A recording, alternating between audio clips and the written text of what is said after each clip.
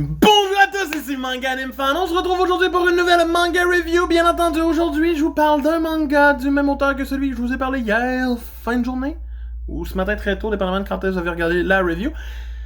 Et oui, ben oui, si vous avez lu, on nous le blanc, on commente, on like, et on s'abonne. Ça me ferait plaisir. Et bien sûr, je vous parle de Eden Zero, tome 17, publié chez Pika Éditions.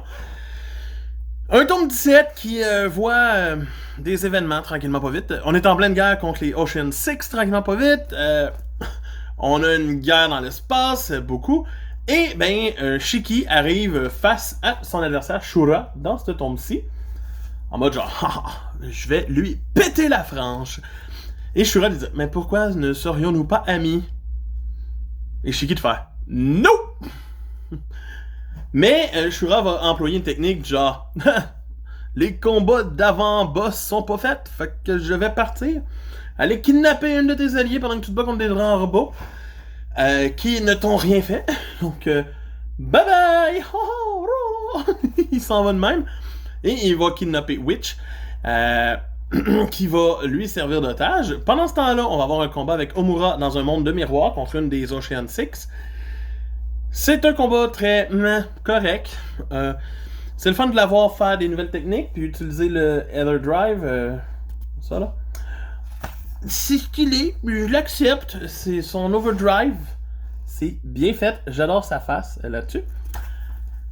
Par la suite, on va commencer aussi un autre combat avec quelqu'un qui hypnotise les gens dans les Ocean Six et qui va hypnotiser toute notre gang pour les faire des choses ridicules. Pour éventuellement se battre contre Wise. Le combat n'est pas fini dans ce tome-ci, il n'est juste qu'une mise en bouche. Et on va voir Lucy, Rebecca, je veux dire, whatever. Lucy, non, mais c'est Rebecca. Rebecca faire un saut dans le futur et avoir une révélation sur le futur.